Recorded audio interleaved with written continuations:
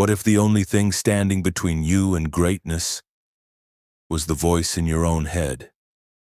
This is the story of a man who silenced that voice, shattered every limitation, and turned pain into power. From an abused, overweight kid with no future to a Navy SEAL, ultra-endurance athlete, and living symbol of mental toughness, David Goggins proves that your mind is your strongest muscle. But here's the truth. He's not special. You are capable of the same transformation. This is not motivation. This is a wake-up call. Welcome to Can't Hurt Me, where excuses die and the real you is born. Chapter 1. The Boy Who Was Broken. Welcome to Can't Hurt Me, a journey that begins not with a triumph, but with trauma, a story that doesn't start in strength but in suffering. And yet, from the ashes of that suffering rises one of the most powerful testaments to the human spirit you'll ever hear. This is the beginning of David Goggins' story, not the Navy SEAL, not the ultra-marathon runner, not the record breaker, but the scared, beaten, broken boy living in darkness. Because before you understand the strength of the man, you must first witness the weakness he conquered. The House of Pain. David Goggins was born in 1975 in Buffalo, New York. From the outside, it might have seemed like any other American childhood. But inside the Goggins household, life was a living nightmare. His father, Toughness Goggins, ran a roller skating rink, a seemingly joyful business, but beneath the surface was a world of violence and control. Toughness was a manipulator, a tyrant, a man who believed in power through pain. David, his older brother, and his mother were prisoners in their own home. Beatings were regular, fear was constant, and childhood was stolen before it even began. At the age of just 6, David was forced to work long hours at his father's rink. Nights were spent wiping down rental skates, cleaning bathrooms, and dealing with customers. He wasn't a child. He was an employee, a servant, and a punching bag. And if he didn't work fast enough or dared to cry, his father would make sure he remembered the consequences. The physical abuse was horrific, but the emotional damage ran deeper. Goggins was told he was nothing, over and over again. That kind of conditioning, it carves scars into your soul. Escape into the unknown. Eventually, his mother couldn't take it anymore. She grabbed David and fled the house, leaving the older brother behind. For David, the escape was a moment of relief, but also confusion. How do you process trauma when you're just a kid? How do you rebuild your sense of self when your foundation was made of fear? They started over in Brazil, Indiana, a small town, a new life. But the damage didn't just vanish. The emotional weight of his early years clung to him like chains. David was falling behind in school. He could barely read. He had no confidence, no hope, no belief that he could become anything more than a scared, broken boy. To make matters worse, he was one of the few black kids in town. He faced racism, ridicule, and isolation. Kids called him names, spat at him, and reminded him that he didn't belong. He wasn't just running from his past. He was living in a world that told him every single day, "You are not enough." The epidemic of fear. At this stage in his life, David Goggins lived in fear. Fear of failure, fear of judgment, fear of pain, fear of life itself. And that fear didn't just live in his head, it owned him. He pretended to be someone he wasn't. He cheated on school tests to get by. He lied about who he was to avoid being bullied. He avoided challenges, dodged confrontation, and settled into the shadows. Most people do the same. Most people live with a silent agreement. If I don't try too hard, I won't fail too hard. But Goggins knew deep down that this wasn't living. This was survival, and survival is not enough when you're born for more. The turning point, an encounter with the truth. One day, David looked in the mirror and saw a stranger staring back. overweight, insecure, full of excuses.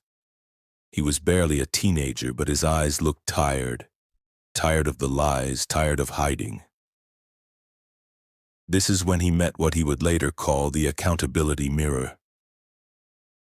He took sticky notes and wrote down every truth he had been avoiding. Not motivational quotes, not dreams, truths. You're fat.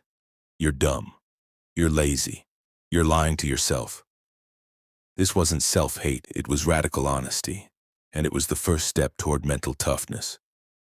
Because you can't build strength on lies. You have to face the reality of who you are, not who you pretend to be. Challenge 1. Face your own mirror. At the end of every chapter in Can't Hurt Me, Goggins gives a challenge, a mission, something to push your limits. Challenge #1 is this. Go to your own mirror, be honest. Write down every weakness you have, everything you're hiding from, everything that makes you uncomfortable, and then look at it every day until you start to change it. This is the foundation of the entire book.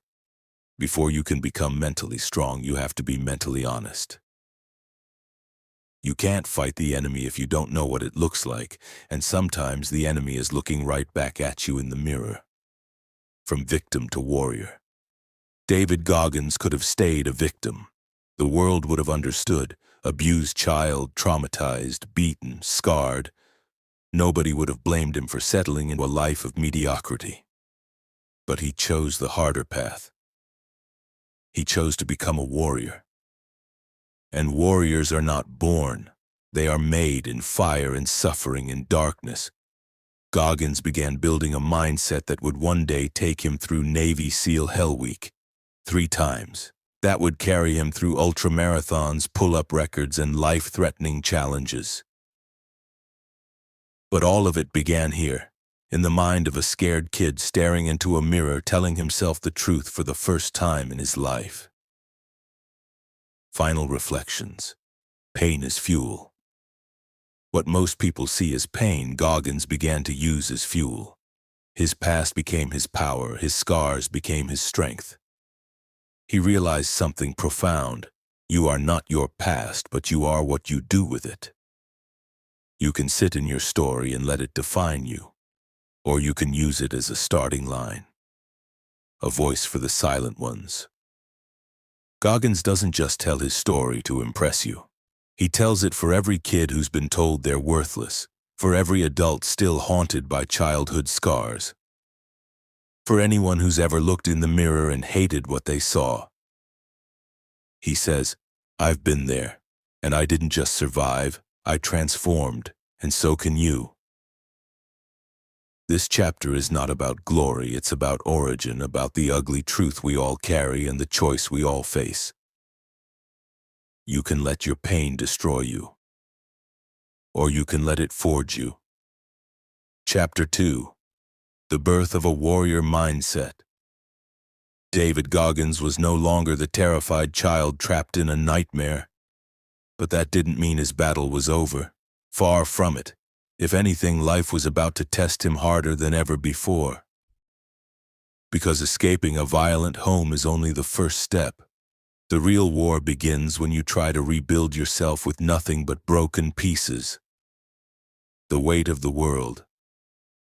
As Goggins moved into high school, he was still struggling. He could barely read or write at grade level. He suffered from a severe learning disability. And now racism wasn't just name-calling. It was systemic and suffocating. He felt invisible in classrooms, hunted on the streets. He wore an invisible backpack filled with fear, insecurity, and trauma, so heavy it almost crushed him daily. And yet, something inside him whispered, "You were made for more." But that whisper was drowned out by the noise of failure, rejection, and pain. Becoming the ghost. So he put on a mask. He became what he calls a chameleon. He pretended to be what others expected. A tough guy, a class clown, even a cheater. He faked test scores to get through school. He wore baggy clothes to hide his insecurity. He smiled to cover the depression that haunted him. He had no real goals, no purpose, just survival mode. Then came a dream, a fantasy really, becoming an Air Force pararescueman, one of the toughest military roles in the world. Could he do it? Not with who he was. Not yet. But this is the moment where a new voice entered his life. Not a whisper, but a challenge. What if I could? What if I became the man I've never seen but always needed? First attempt. Failure in the Air Force. Goggins applied to join the Air Force. Somehow he got in. This was his first real chance to escape. His first shot at greatness. But there was one problem: he couldn't swim. At 6 feet tall and 300 pounds, swimming wasn't just hard, it was terrifying. He had a deep fear of water rooted in childhood trauma. Still, he tried, he trained, he pushed himself, and yet he quit. He couldn't make it through the Air Force's underwater training. The fear was too strong. The self-doubt was louder than his will, so he dropped out of pararescue training and took a safer military role instead. And just like that, the door to his dream slammed shut. He left the military. He went back to civilian life, back to the same old habits, back to being overweight, back to a dead-end job spraying for cockroaches at restaurants and gas stations. He was miserable. He had failed. Again. Rock bottom. At 24 years old, David Goggins weighed nearly 300 pounds. He was working night shifts, eating fast food, and avoiding mirrors. One night he came home from work, sat on the couch, and turned on the TV. A documentary about Navy SEALs was playing. He watched as men crawled through freezing mud, carried boats on their heads, and screamed through pain. But instead of laughing, he felt something rise inside of him. Those men are free. They own themselves. That night, for the first time in a long time, he wanted something. He didn't want comfort. He wanted purpose. Callous your mind. Most people avoid discomfort, but David Goggins began to do the opposite. He called it callousing the mind. Just like your hands build calluses through hard work, your mind gets stronger by doing hard things daily. So Goggins made a decision that would change everything. He would become a Navy SEAL. There was only one problem. The Navy requires candidates to weigh under 191 pounds. He weighed 297. And he had only 3 months to lose more than 100 pounds. Operation impossible. This is where the story takes a turn, from hopelessness to hardcore transformation. Goggins threw away the junk food. He started waking up at 4:30 a.m. to run, even when he was in pain. He stopped making excuses. He started tracking every calorie, every mile, every rep. There were no shortcuts, no trainers, no praise, just suffering, repetition, and commitment. And he loved it, because for the first time he wasn't chasing approval. He was chasing honor, discipline, power. He was building something inside himself that no one could take away. 3 months of hell. Every day was a battle. His legs bled, his lungs burned. He passed out from dehydration, threw up from exhaustion, cried from pain. But he didn't stop. He would scream in his own mind, "Who are you, Goggins? What are you made of?" And then he'd answer, "I'm the man who refuses to quit." In just under 90 days, he lost the weight. He went from nearly 300 pounds to 190. He called Navy recruiters every day until one finally said yes. Most people would celebrate, not Goggins. He knew the war had just begun. Challenge 2, build your calluses. Here's your challenge. Find something that sucks and do it every day. It could be running in the cold, reading a book cover to cover, waking up earlier, doing push-ups when you don't want to. Whatever it is, choose it. Embrace it. Because comfort is the enemy of growth. And pain. Pain is the passport to your potential, becoming your own hero. Goggins didn't transform because someone believed in him. He transformed because he stopped waiting for permission. He realized something simple but life-changing. Nobody is going to save you. You have to save yourself. He started talking to himself, not with self-pity but with power. He said, "I'm not who I was, I'm who I'm building." And that building began with doing the hard thing, daily. Final thoughts don't stop at 40%. This chapter ends with one of the most iconic lessons in the book, the 40% rule. When your mind tells you to stop, when you're tired, bored, overwhelmed, done, you're actually only at 40% of your capacity. Most people live their entire lives never accessing the other 60%. Because it hurts. Because it's hard. Because greatness demands sacrifice. But if you push just a little more, if you silence the excuses, if you lean into discomfort instead of away from it, you'll discover a truth most people never learn. You are far more powerful than you think. Chapter 3. Embracing the suck. David Goggins didn't just want to become a Navy SEAL, he needed it. Not for medals, not for pride, but to prove something to the world, and to himself. When he showed up at Navy SEAL training, he entered what's famously known as Hell Week. It's the ultimate test of physical pain, mental exhaustion, and emotional suffering. For most, it's a breaking point. For Goggins, it was the forge that would melt down the man he was and shape the warrior he was becoming. From the very first hour, his body was under attack. No sleep, freezing water, endless running, screaming instructors, sand rubbing his skin raw. Most quit in the first day, some by the hour. But Goggins stayed.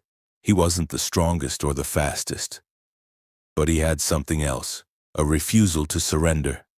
He told himself, "I'm not leaving. I didn't come this far to quit like everybody else." He looked around at the others.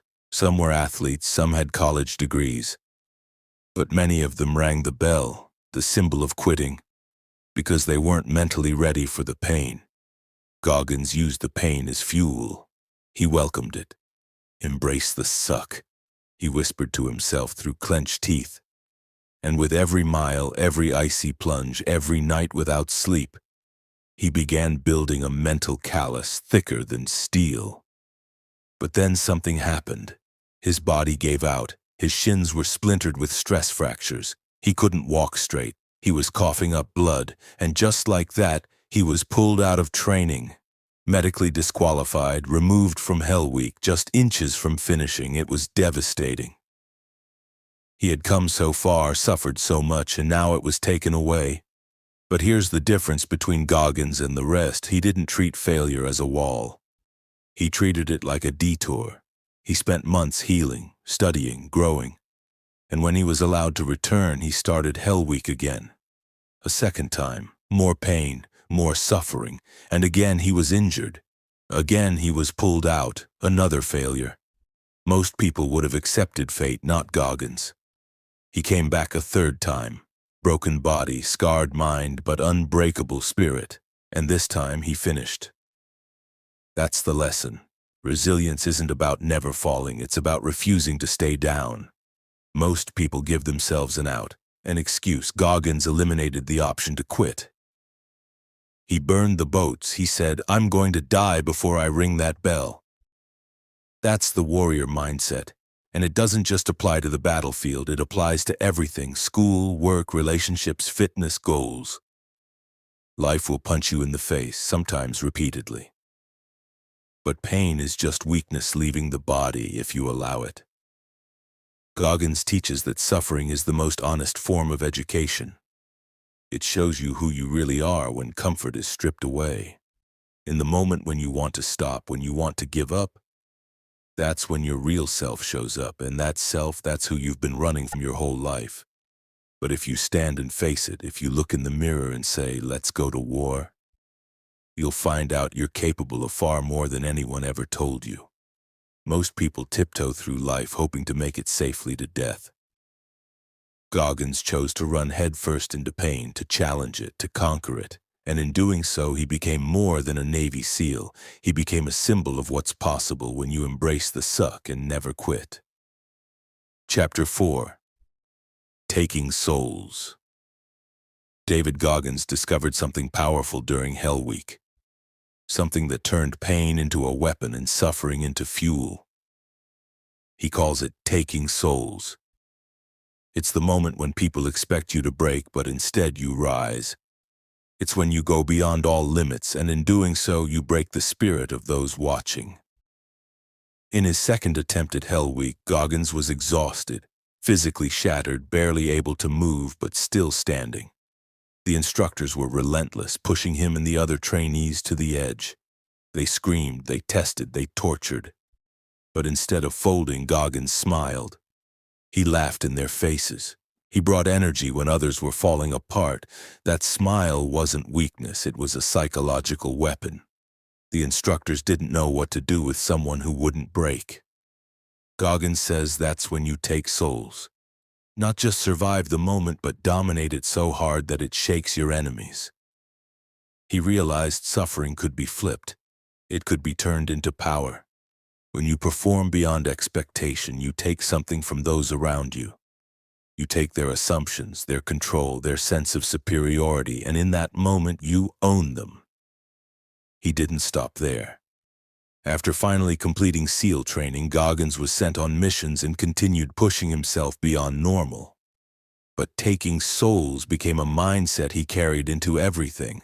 Ultra-marathons, pull-up records, Ironman races. No matter the challenge, he looked at the competition and thought, they don't know me. They don't know what I've been through. I'm going to show them. In one race, he ran 100 miles with no formal training, breaking bones in his feet, urinating blood, nearly collapsing, and still finishing. Why? Because pain was his home, and in that suffering he stole the souls of every runner who thought he would quit. He flipped their belief. He turned doubt into fear. He fed off their expectations and destroyed them. That's what soul-taking is. It's a tool you use when you've got nothing left physically, but your mind still refuses to lose. Goggins wants you to take this into your own life.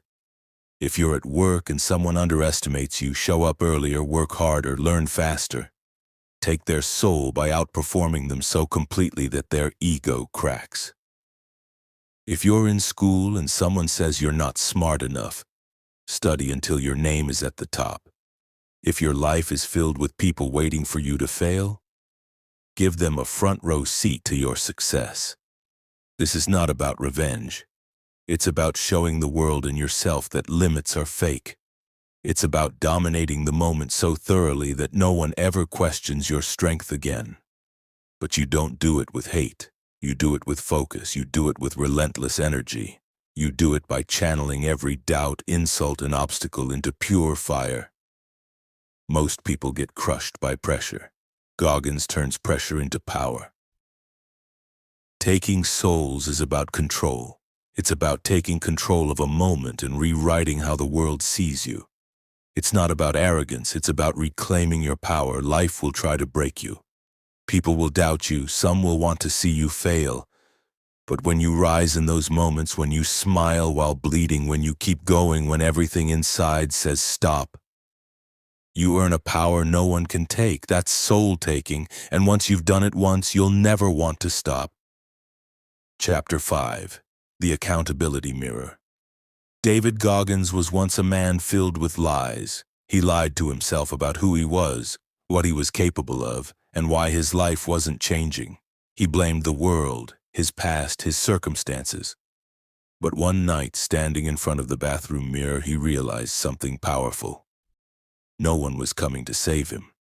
No one was going to fix his body, his mind, or his future. The only person who could change his life was the one staring back at him. So he started using what he called the accountability mirror. It wasn't a mirror of motivation or compliments. It was brutal, raw, and honest. Every night he looked into that mirror and called himself out. If he was lazy, he said it. If he skipped a workout, he owned it. If he made excuses, he destroyed them. And to push himself further, he began writing post-it notes, little truths about what he needed to fix. Fat, weak, scared, undisciplined. Not to shame himself, but to ignite a fire. He stuck those notes on the mirror and faced them daily. That mirror became his battleground. Each note was a mission. Each flaw was a target. Most people hide from their weaknesses. Goggins hunted his. He knew that real growth doesn't come from comfort. It comes from confronting the ugliest parts of yourself and deciding to kill them one by one. When you lie to yourself, you steal your future. When you face yourself, you create it. The accountability mirror forces you to stop pretending. It forces you to become your own coach, your own motivator, your own drill sergeant. And in that process, you build something no one can touch: self-respect. Goggins says that most people want growth, but they don't want pain. They want confidence, but not the discipline. They want results, but not the responsibility. The accountability mirror gives you all of it, because it strips away the stories and shows you the truth. And once you see the truth, you have a choice. Stay the same or get to work. Goggins didn't become a Navy SEAL, an ultramarathon runner, or a world record holder because he was special. He became those things because he refused to lie to himself. He knew he was broken, he knew he was weak, and instead of hiding it, he exposed it, he wrote it down, he stared it in the face. And then he went to war with it. Every post-it note on that mirror became a promise. I will run tomorrow. I will stop eating junk. I will study harder. And every time he completed one, he added another, not to beat himself down, but to build himself up, honestly, relentlessly, and with no shortcuts. That's what makes the accountability mirror so powerful. It becomes a sacred space of transformation, not through positive affirmations, but through savage truth. If you want to change your life, don't wait for motivation. Don't wait for perfect timing. Walk to the mirror tonight, look at yourself, say the things you've been avoiding, write them down, own them, then ask, what am I going to do about it? That question will haunt you, or it will empower you. And if you answer it with action every single day, you'll start becoming someone you barely recognize. Stronger, sharper, and more focused than you ever imagined. The accountability mirror isn't about shame. It's about ownership. And the more you own your flaws, the more control you take back from the world. You stop being a victim and start being the architect of your life. The mirror doesn't lie, it reflects. And what you do with that reflection determines everything. Chapter 6. The 40% Rule. David Goggins learned something brutal yet liberating during his journey through pain, and it shattered everything he thought he knew about limits. He calls it the 40% rule. It means that when your mind tells you you're done, when you think you've hit the wall, when everything in your body screams to stop, you're only at 40% of your actual potential. Most people live their entire lives operating within that 40%, never pushing beyond discomfort, never testing the truth of their limits. But Goggins discovered that the real you begins when the excuses end. He hit this realization during his infamous 100-mile run, the one he attempted with no proper training, on broken feet in excruciating pain. At mile 70, he was finished. At least that's what his mind told him. He was cramping, vomiting, nearly blind from dehydration. But something inside him said, "Keep going." And he did. Mile by mile, step by step, he went past the point of exhaustion, past the threshold of pain, and into a place very few people ever see, a place where you meet your true self. The 40% rule isn't just about physical endurance. It's a tool for life. When you're studying and feel burnt out, when you're grinding at work and want to quit, when your relationship gets tough and your instincts scream to walk away, that's your 40%. Your brain is a survival machine. It's designed to protect, not to evolve. It wants to conserve energy, avoid discomfort, and keep you safe. But safe is a lie. Growth is not safe. Excellence is not comfortable. Greatness demands suffering, And most people never experience it because they listen to the voice that says stop instead of the one that whispers more. Goggins learned to silence the first voice. He trained himself to push when his mind said quit. He made pain his companion and turned struggle into fuel, and once he crossed that 40% barrier, he saw it for what it was, a gate. Not a wall, not the end. Just the beginning of a life without limits. This isn't about being reckless, it's about being relentless. Goggins doesn't suggest ignoring serious injury or abandoning rest, but he's brutally clear that most people have never even come close to giving their all. They mistake discomfort for danger. They confuse inconvenience for impossibility. But the truth is, if you want to unlock your potential, you have to learn to suffer. Not suffer without purpose, but suffer with strategy. Every time you resist the urge to quit, every time you say one more rep, one more hour, one more step, you're expanding that 40% ceiling. And over time, that ceiling becomes your new floor. Your capacity grows, your tolerance grows, your discipline sharpens, and eventually you become someone unrecognizable to your former self. Goggins used the 40% rule to break records, complete ultra-endurance races, and dominate elite military training. But more importantly, he used it to rebuild a shattered life. A life filled with trauma, racism, failure, and fear. He didn't erase that pain, he weaponized it. He used it to callous his mind, to fuel his transformation, and to inspire others to do the same. And now he passes the 40% rule to you, not as inspiration, but as a challenge. Next time you feel like quitting, remember that you're likely not even halfway. Your body will lie, your emotions will betray you. But if you can push just a little more, you'll find a second wind. Then another, and with each push you'll find out who you really are. Chapter 7. The Governor. David Goggins introduces a powerful metaphor in this chapter. The governor. Just like a physical governor on a car engine limits how fast it can go, your brain has an internal governor that limits your performance. This governor tells you when to stop, when to slow down, when you've done enough. It's built from fear, past trauma, insecurity, and societal programming. And while it's designed to keep you safe, it also keeps you average. Goggins realized during his training, his races, and his life battles that if he wanted to unlock his full potential, he had to bypass that mental governor. He had to override it with intentional suffering, consistent effort, and a refusal to accept what his mind told him was enough. The brain wants to avoid risk. It's wired to conserve energy and keep you in the comfort zone. But growth doesn't live there. Breakthroughs don't happen there. So Goggins decided to override that system. Every time he hit a wall in Bud's training, in ultramarathons, or in his brutal pull-up world record attempts, he recognized that it wasn't the end. It was the governor kicking in. He didn't see pain as a stop sign. He saw it as a signal, a signpost telling him he was entering a new level of growth. The key is not to be reckless, but to be aware. To understand that the first wave of exhaustion, fear, or discomfort is almost never real danger. It's just the governor trying to shut things down. Most people accept this limit. They stop when they feel tired, when they get criticized, when progress feels slow.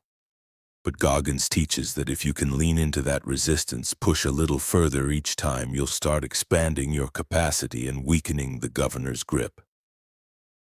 He gives the example of his infamous pull-up record attempts. He failed the first time, then the second. On the third try, he succeeded, not because he got stronger overnight. He succeeded because he finally understood how to silence that internal limiter. He broke it down hour by hour, rep by rep, pain by pain, and that's the deeper message of this chapter. Limits are illusions. They're learned, they're conditioned, and they can be unlearned through voluntary hardship.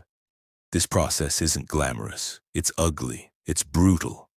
It takes everything you have and demands more. But on the other side of that effort is greatness. Goggins challenges us to identify our own governors. Are you holding back because of past failure? Are you afraid of judgment, discomfort, or effort? Those are governors, and the only way to disable them is to confront them head on. You disable them by proving them wrong. You override them by doing what they tell you is impossible. Whether it's waking up at 4 a.m., running further than you ever have, facing a hard conversation, or simply doing the work when no one's watching. It all chips away at those internal barriers, and with every chip you become more free, more focused, more dangerous to your limitations. This chapter isn't about physical strength, it's about mental liberation. You've been programmed to believe you have limits and you've been living within them, but they're not real. They're adjustable. And the tool that adjusts them is suffering. Not passive suffering, but intentional, chosen, disciplined suffering.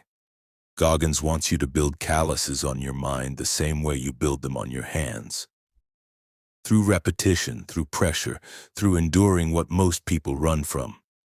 The governor can be silenced, but you have to be willing to get uncomfortable, to be honest about where you're holding back, and to commit to breaking through, one painful step at a time. Chapter 8. Talent Not Required. In this chapter, David Goggins shatters one of the most accepted myths in the world, that success is reserved for the naturally talented. He tells us flat out, talent is overrated. It's a convenient excuse, a societal crutch, a way to rationalize laziness and mediocrity. Goggins didn't come from greatness. He was born into chaos, raised on fear, beaten down by life, and repeatedly told that he would never amount to anything. No one looked at him and said, "That guy is going to be a Navy SEAL." No one saw a future record-breaking endurance athlete in the overweight, depressed exterminator he used to be. But he didn't care what they saw. He cared about what he was willing to become. And he decided that hard work beats talent every time talent doesn't work hard. He proved that with effort, obsession, and relentless self-discipline, anyone can go far beyond what they or others believe possible. He recounts how he transformed himself, not once but multiple times, not by magic but by choice. He studied harder than anyone to pass the ASVAB for the military. He trained harder than anyone to survive Hell Week 3 times. He ran when his legs were broken. He competed when his body begged him to quit, not because he had special abilities, but because he had a special mindset, one that rejected excuses, comfort, and average standards. The truth Goggins drives home is uncomfortable. Most people want results but don't want to suffer. They want transformation without tribulation. They want growth without grit. But the real world doesn't work that way. Nothing worth having comes without hardship, and nothing lasting is built without consistent, deliberate action. Goggins tells the story of how people doubted him constantly. They said he wasn't smart enough, fast enough, strong enough. But instead of defending himself, he let his actions do the talking. He got obsessed with improvement. He made suffering a ritual, not a punishment. He turned himself into the most driven man alive, not because he had to, but because he chose to. That's the power of ownership. When you stop blaming your past, your parents, your genes, your circumstances, and start owning your future, you become unstoppable. He reminds us that everyone has access to the same tool: effort. Talent may give someone a head start, but it doesn't guarantee they'll finish. Effort always wins in the long run because effort builds character, and character lasts longer than motivation, emotion, or external praise.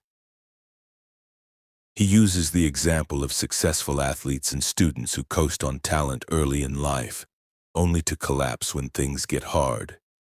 Meanwhile, the grinders, the ones who had to earn every inch, develop mental toughness that can't be faked or broken.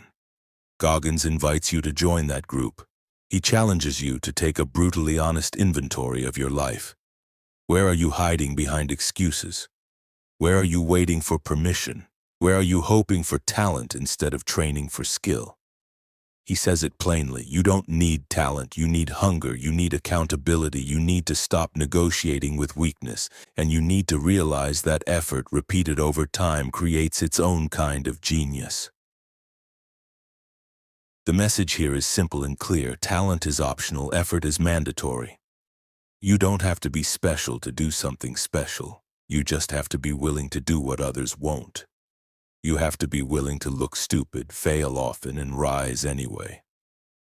Most people avoid pain, but pain is the gateway to greatness. Most people avoid discomfort, but discomfort is the currency of growth. Goggins didn't become a warrior because he was born different.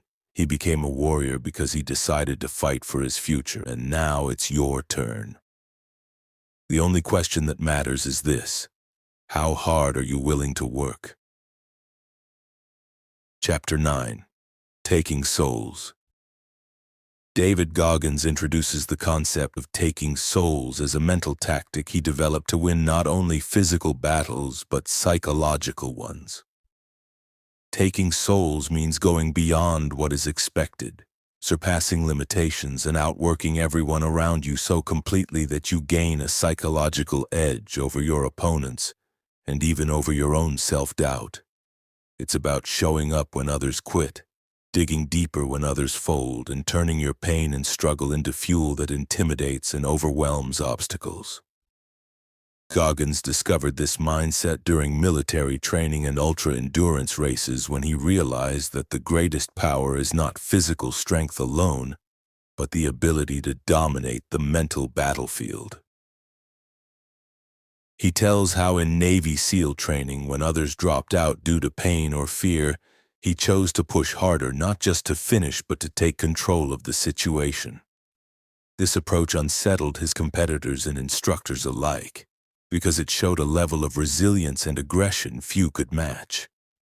Taking souls is the refusal to be beaten mentally. It's turning suffering into a weapon.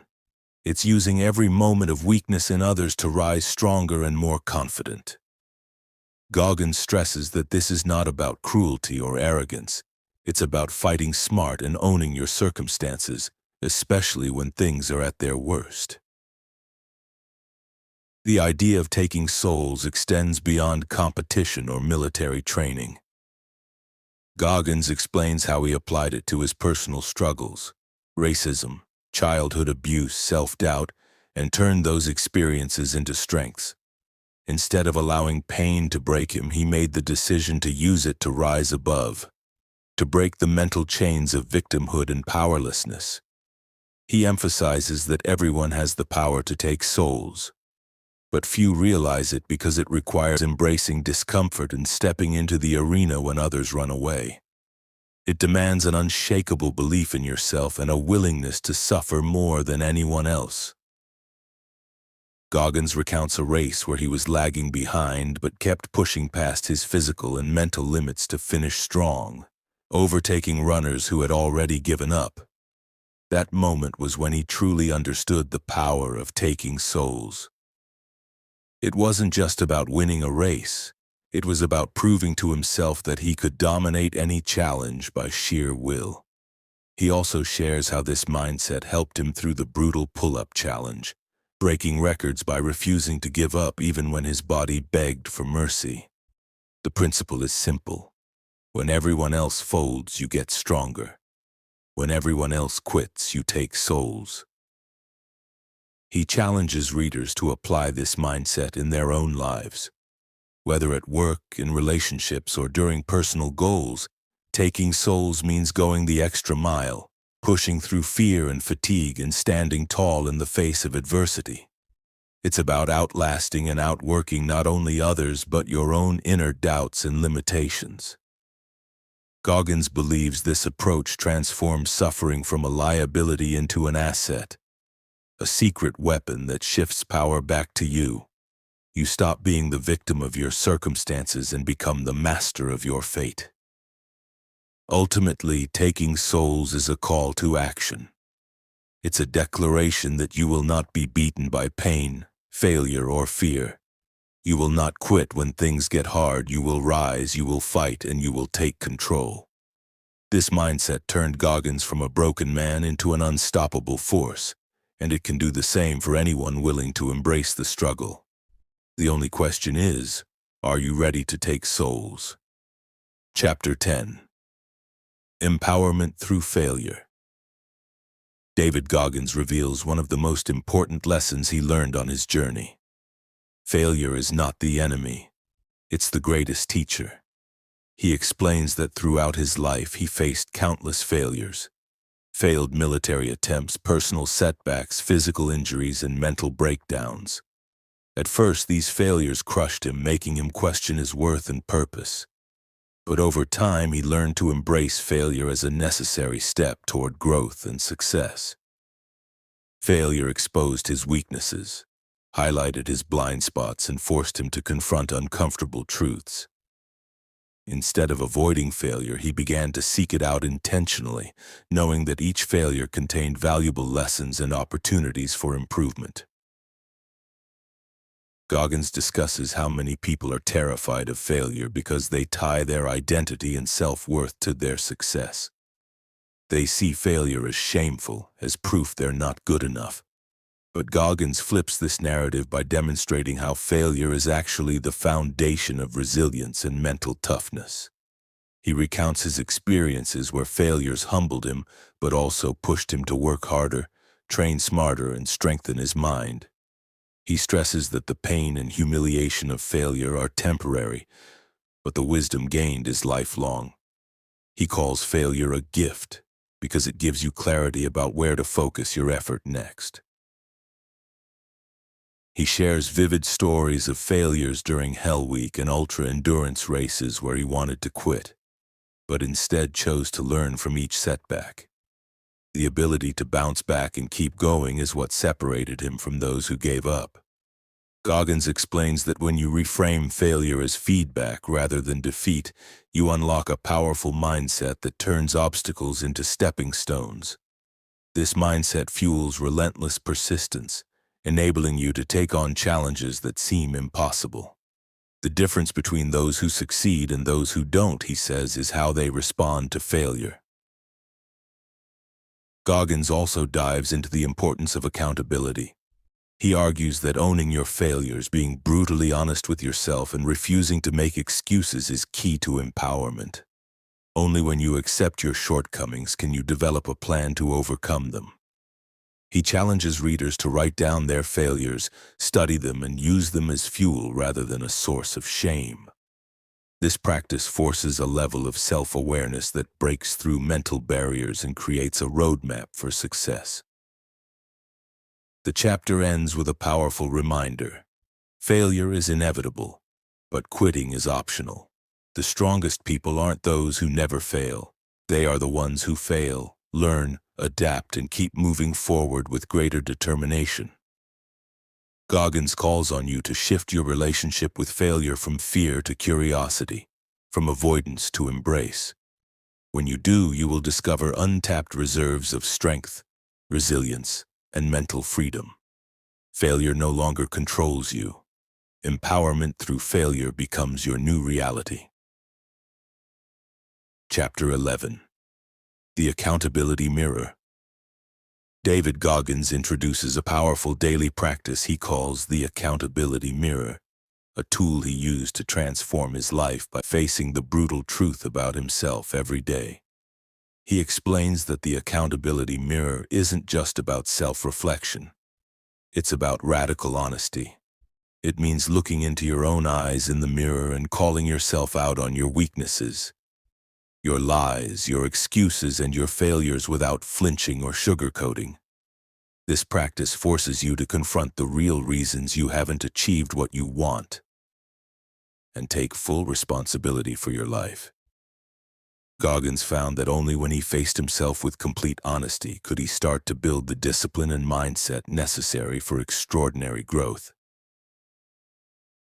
He describes how he would write motivational messages, tough truths, and goals on sticky notes and plaster them on his mirror as daily reminders to hold himself accountable.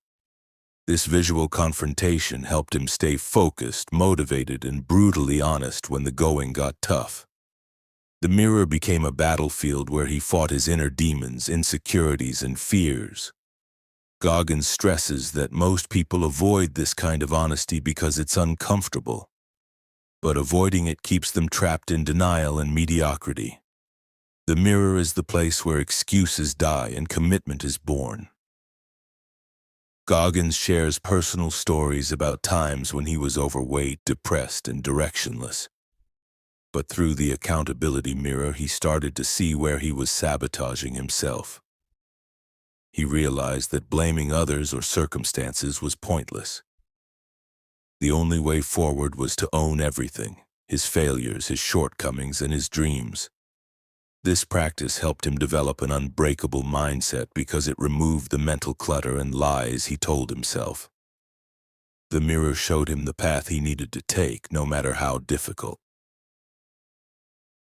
He encourages readers to create their own accountability mirror practice by setting aside time every day to look themselves in the eye and have an honest conversation about their progress and setbacks. Goggins believes that this habit breeds self-awareness, resilience, and the courage to make hard changes. Without it, growth is shallow and temporary. With it, transformation becomes inevitable. The chapter emphasizes that mental toughness starts with owning your truth and holding yourself to the highest standard even when no one else is watching. Ultimately, the accountability mirror is more than a practice. It's a mindset. It's a daily commitment to face reality, reject excuses, and demand more from yourself. It's how Goggins turned pain into power and weakness into strength, and it's how anyone can begin the journey toward becoming mentally unbreakable. Chapter 12. Building Calloused Mind.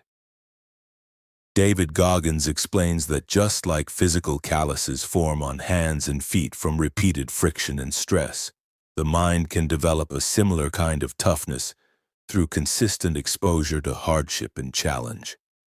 He calls this mental toughness a calloused mind. It is built by deliberately placing yourself in uncomfortable situations, enduring pain, rejection, and failure until your mental resilience grows strong enough to withstand life's toughest moments. He shares how, throughout his life, Goggins sought out discomfort intentionally, whether through brutal workouts, cold exposure, or tackling difficult tasks, to harden his mind. Each painful experience acted like a mental rep, building strength and resilience. Rather than avoiding pain or hardship, he embraced it as essential for growth. The calloused mind becomes a shield against fear, self-doubt, and negative thoughts. Goggins stresses that developing a calloused mind isn't about becoming numb or emotionless. It's about learning to control your reactions, remain calm under pressure, and keep pushing forward despite obstacles. This mindset allowed him to face adversity head-on and persevere when others gave up. He urges readers to challenge themselves regularly by stepping outside comfort zones and seeking new difficulties as a way to build their own mental calluses. He also discusses how mental callousing helps in managing failure and setbacks by reducing their emotional impact. When your mind is calloused, disappointments sting less and become opportunities for growth. This mental toughness fuels self-confidence and the ability to take on increasingly demanding goals. The chapter closes with a practical challenge. Find ways to expose yourself to controlled hardship daily, whether it's waking up early, taking cold showers, pushing through tough workouts, or confronting fears, and over time you will develop a mind as tough as steel. Goggins reminds us that true strength is forged through struggle, and a calloused mind is the foundation of becoming unbreakable. Chapter 14. The Cookie Jar. David Goggins introduces a mental tool he calls the cookie jar, a powerful way to boost motivation and overcome moments of doubt or weakness. The cookie jar is a mental repository where you store memories of your past victories, accomplishments, and moments of personal triumph. When faced with difficult challenges or feelings of despair, Reaching into your cookie jar allows you to recall these successes, reminding yourself of your inner strength and resilience. Goggins explains that everyone faces times when the mind wants to quit or give up, but by consciously pulling from your cookie jar, you can reignite your confidence and courage. The memories in this mental jar act like little rewards or cookies that fuel perseverance. They remind you that if you have overcome hardship before, you can do it again. This practice shifts focus away from pain and discomfort toward proof of your capability and toughness. He shares stories from his own life where, during grueling endurance events or brutal training sessions, he mentally reached into his cookie jar, remembering past struggles he'd conquered, whether beating cancer, enduring Navy SEAL training, or overcoming personal loss. These memories gave him the strength to push through unbearable pain and fatigue. Goggins stresses that building your own cookie jar requires actively acknowledging and celebrating your successes, no matter how small, so they become accessible when you need them most. The chapter also covers how to create and use your cookie jar effectively. Goggins advises writing down your proudest moments, times when you overcame adversity, and instances where you exceeded expectations. Review these regularly so they become ingrained in your memory. Then, whenever life gets tough, consciously call upon these memories to fuel your determination. Ultimately, the cookie jar is about cultivating self-belief and resilience through reflection on your personal history of strength. It's a mental strategy that transforms past victories into present power, enabling you to keep fighting when your mind screams to quit. Goggins challenges you to fill your cookie jar daily and never forget the warrior inside you. Chapter 14. Taking Souls. David Goggins reveals a mindset strategy he calls taking souls, which he developed during his military training and ultra-endurance challenges. This concept is about gaining a psychological edge over your opponents or any obstacles you face by demonstrating relentless determination and unexpected strength when others expect you to fail. It's about showing up stronger and more focused in moments when people doubt you, thereby stealing their souls by outperforming and outlasting them. Goggins explains that taking souls is not about harming others, but about proving to yourself and others that you are unbreakable. When you push beyond pain, exhaustion, or discouragement, especially when those around you have given up or doubted you, you send a powerful message that you are mentally tougher than the challenge itself. This creates a shift in the dynamic where your perseverance demoralizes the opposition and builds your own confidence. He shares personal stories from Navy SEAL Hell Week and ultra-marathons where he intentionally pushed harder when others slowed down or quit. This approach helped him gain respect and dominance in highly competitive environments. Taking souls became a way to reframe pain and fatigue as opportunities to assert mental supremacy rather than moments of weakness. Goggins stresses that this mindset can be applied beyond sports or military contexts. It works in any life situation where you face adversity or competition. Whether it's dealing with criticism, overcoming setbacks, or facing personal battles. Adopting the taking souls mentality means you don't just endure hardship. You conquer it in a way that commands respect and inspires others. The chapter encourages readers to develop this mindset by practicing relentless effort even when discouraged and by finding ways to surprise doubters with your resilience. It requires embracing discomfort, rejecting excuses, and mentally preparing to outlast any challenge. Goggins warns that taking souls is about internal strength and honor, not cruelty. It's about lifting yourself through the adversity, not tearing others down. In conclusion, taking souls is a transformational tool for building mental toughness and confidence. It turns hardship into a proving ground where you emerge stronger and more respected. Goggins challenges you to find moments in your own life where you can push beyond limits and take souls, showing the world your unbreakable spirit. Chapter 15. Empowerment Through Failure. David Goggins dives deep into the idea that failure is not a dead end, but a powerful tool for growth and mental empowerment. He shares that throughout his life, from childhood trauma to military setbacks and ultra-endurance races, failure was a constant companion.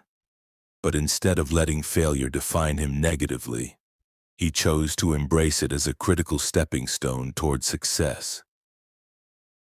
Goggins explains that many people fear failure because it bruises the ego and triggers shame. However, he argues that failure is one of the best teachers you can have. Each failure reveals weaknesses, gaps in preparation, or mental barriers that, once recognized, become opportunities for improvement. The key is to stop fearing failure and start seeking it out deliberately, using it to build mental toughness and resilience. He recounts specific failures, like being told he couldn't complete SEAL training multiple times, and how those experiences fueled his determination to come back stronger. Goggins's mindset was to view every failure as a challenge to break his previous limits, not as a reason to quit. This approach allowed him to endure grueling training and ultramarathons that most would consider impossible. The chapter emphasizes the importance of developing a mindset that welcomes failure as a necessary part of growth. Goggins advises readers to reframe setbacks as feedback rather than defeat. He suggests tracking failures and analyzing them honestly, then adjusting efforts accordingly. This builds a cycle of continuous self-improvement rooted in accountability and resilience. Importantly, Goggins stresses that failure only becomes a problem if you let it stop you. By embracing failure and learning from it, you cultivate an empowered mindset where obstacles become opportunities. This mental shift transforms you into someone who grows stronger with every challenge, rather than shrinking from adversity.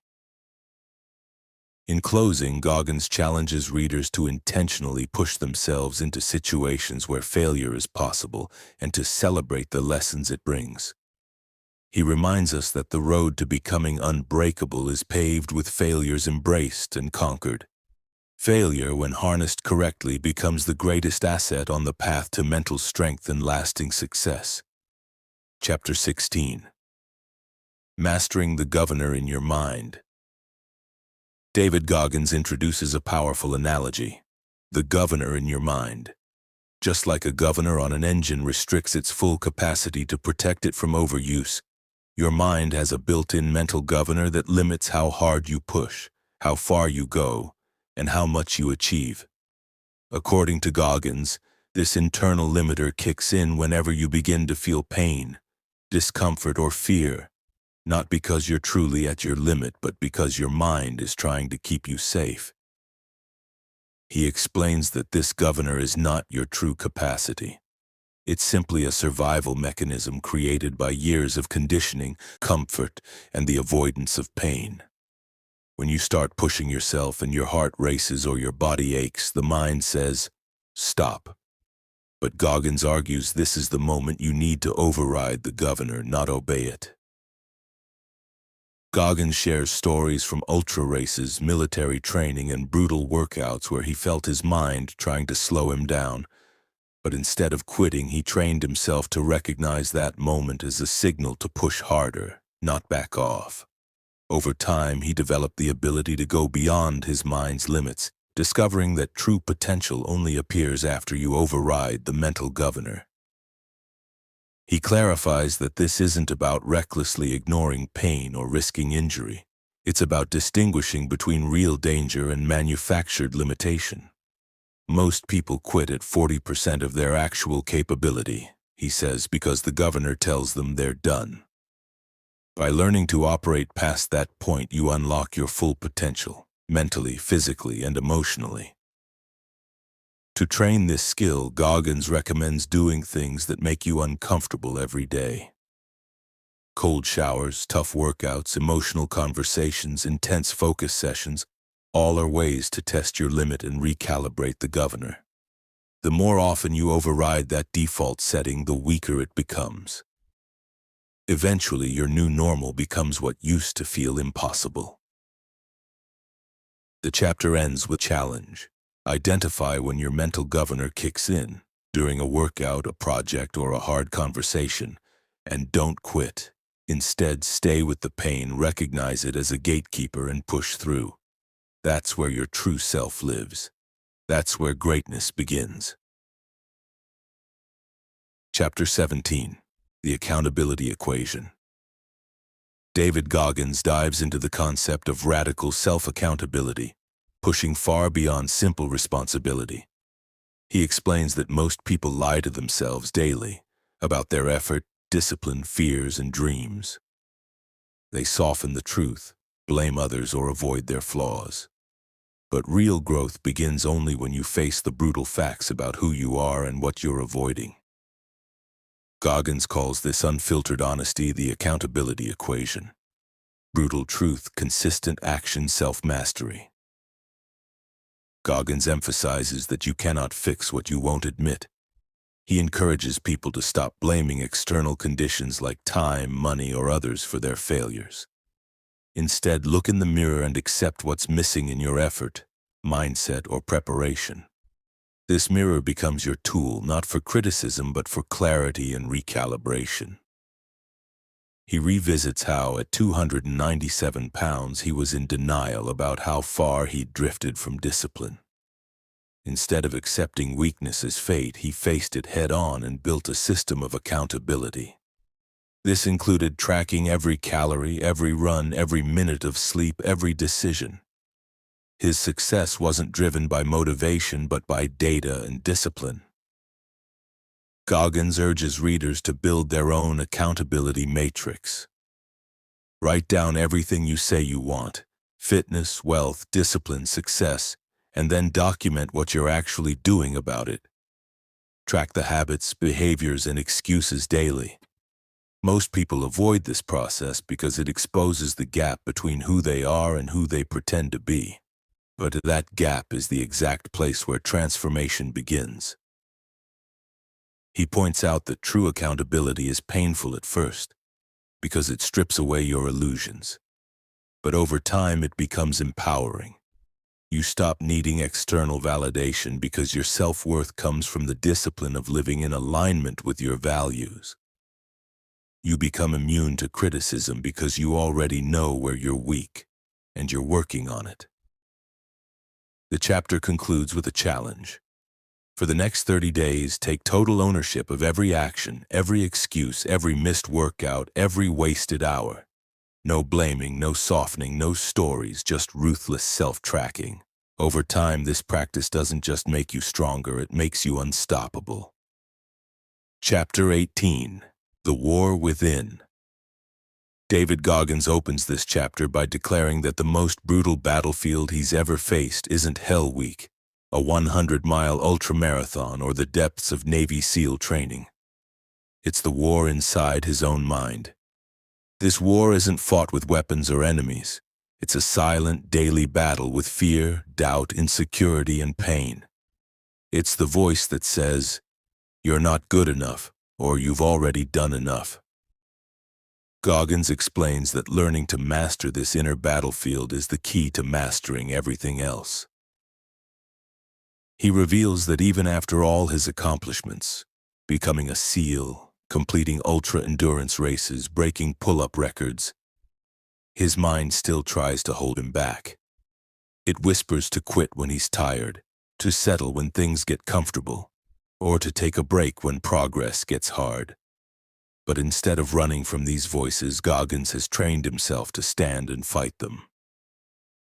This fight is relentless. Every day he wakes up and confronts the mental enemies waiting for him: laziness, fear of failure, negative self-talk. Instead of giving them power, he faces them with preparation. He uses mental tools like visualization, discipline, and brutal truth to dismantle the lies his mind tells. He explains that your mind is like a wild dog. It must be tamed through repetition and consistent exposure to discomfort. Goggins also discusses how trauma and pain from the past feed the war within. Childhood abuse, racism, poverty, and rejection left emotional wounds that created mental triggers. But instead of using those as excuses, he turned them into fuel. He built mental calluses over time by choosing hard things, facing fear directly, and reminding himself daily that his scars are not signs of weakness. They are signs of survival. He urges the reader to look within. Find the mental patterns that keep you stuck. Identify the lies you tell yourself. Recognize the battles you avoid, then go toward them. Lean into the discomfort, embrace the hard conversations, and take control of your thoughts. Winning the war within doesn't happen all at once. It's a lifelong practice of choosing courage over comfort, action over avoidance, and truth over ease. The chapter ends with Goggins reminding us that we're all fighting something inside. The difference between those who rise and those who stay broken is the willingness to go to war daily, not just to survive, but to dominate the inner battlefield with relentless honesty, discipline, and grit. Chapter 19. The Calloused Mind. David Goggins introduces the concept of developing a calloused mind, a mind so tough, so resilient, and so conditioned to discomfort that it becomes nearly impervious to pain, fear, and external pressure. Just as physical calluses form on the hands through hard work and friction, mental calluses form through repeated exposure to adversity. Goggins explains that most people retreat from hardship, but those who willingly lean into it build an armor that changes their mental landscape forever. He shares a vivid account of training during freezing conditions with stress fractures and torn muscles, describing how he pushed himself not for a medal or applause, but to condition his mind. He knew that every step taken in pain, every breath through agony was a strike against weakness. These weren't just workouts, they were battles with his lesser self, and each time he refused to quit, he added another layer to his mental callus. Goggins explains that developing a calloused mind requires more than doing hard things. It requires doing them consistently, especially when you don't feel like it. Comfort is the enemy of toughness. He argues that people rely too much on motivation, which fades quickly. But a calloused mind doesn't need motivation. It responds to discipline and routine. It shows up even when you're tired, scared, or doubting yourself. He also clarifies that callousing your mind is not about becoming emotionless or robotic. It's about learning how to function at a high level despite emotional turmoil, setbacks, or exhaustion. It's about learning how to push past the moment of I can't and into the territory of I will. Pain becomes a signal to push harder, not a reason to stop. One of the key practices Goggins recommends is keeping a discomfort journal. Every day, do one thing that makes you uncomfortable, mentally, physically, emotionally, and write about how you faced it. Over time, your tolerance builds and your threshold for discomfort expands. The stronger your mind, the more you can take on in life. He ends the chapter with a warning and a promise. If you choose to remain soft, the world will break you over and over. But if you choose to build a calloused mind, nothing can stop you. Not pain, not doubt, not failure. You will have the mental armor to walk through fire and keep moving forward.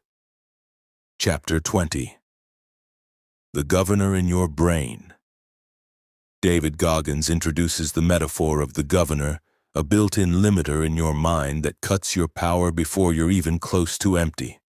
Just like a car has a governor to restrict its speed for safety, your mind has one to protect you from perceived danger, fatigue, and risk. But here's the truth.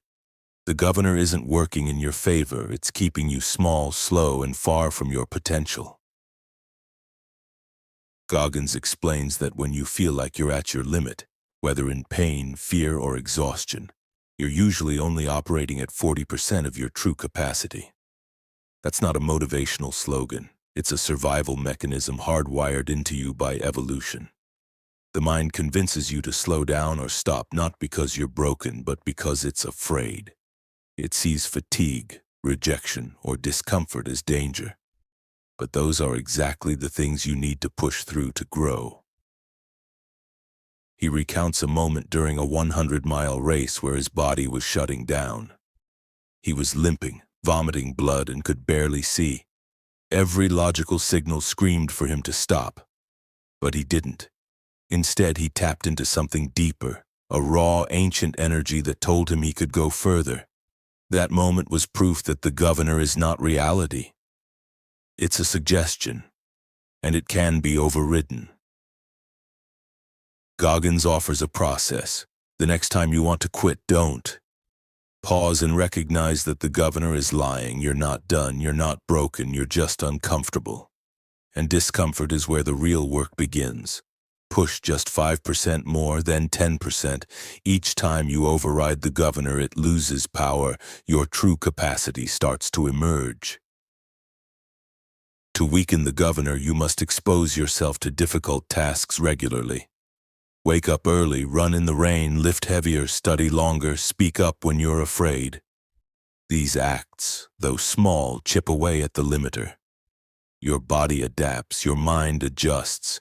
Soon what once felt impossible becomes routine. He also encourages reflection. Think back to a time when you thought you couldn't continue but did. That memory is proof the governor was lying. Collect those wins. Let them remind you that you're stronger than your excuses, bigger than your fear, and far from finished. The chapter ends with this truth. Your mind will always try to protect you. But you don't need protection. You need challenge. Stop living under the ceiling of limitation. Start dismantling the governor, and you'll finally meet the strongest version of yourself. Chapter 21. The Accountability Mirror, Revisited for Life. In this final chapter, David Goggins returns to one of the most important tools in his transformation, the accountability mirror. But now he revisits it not as the insecure, overweight teen seeking change, but as a man who has been through hell and carved strength from suffering. The mirror is no longer just a place of brutal honesty. It's a sacred space of daily truth, self-check, and internal growth. Goggins explains that transformation is not a one-time effort. The problem with most people is that they work hard for a goal, achieve it, and then slowly drift back to comfort. Why? Because they stop holding themselves accountable. They stop telling the truth. They stop doing the hard things that built them. The mirror is the daily reset button that keeps your identity aligned with your actions. He reveals that even now, after Navy SEAL training, ultramarathons, world records, and best-selling success, he still stands in front of the mirror every night. He still calls himself out. Not because he's weak, but because he knows weakness never truly disappears. It waits, it lurks, and if you're not honest every day, it sneaks back in. That's why the mirror remains his greatest ally. This chapter isn't about pushing limits or racing through pain. It's about sustaining the mindset that got you there. Goggins shares how success can soften you if you're not vigilant. The applause, the validation, the comfort, they're traps. He urges readers to stay hungry, stay uncomfortable, and stay brutally honest. The goal isn't just to become hard, it's to stay hard, every day. He introduces a powerful idea. Build a lifestyle, not a moment. The challenge is not one race, one exam, or one job interview. It's showing up every day with discipline, humility, and relentless drive. The accountability mirror isn't just for calling out failure. It's also for celebrating quiet victories, the early wake-up, the extra set, the moment you didn't quit. Goggins ends the chapter with his final challenge. Never stop evolving. When you reach a peak, find the next one. When you succeed, raise your standard. When you fail, own it completely. And every night, look yourself in the eye, not for ego, not for punishment, but for the truth. Because the truth, no matter how hard, is the only path to freedom. He closes with this message: you are not finished, not today, not ever. Look in that mirror, tell yourself the truth, and then get after it.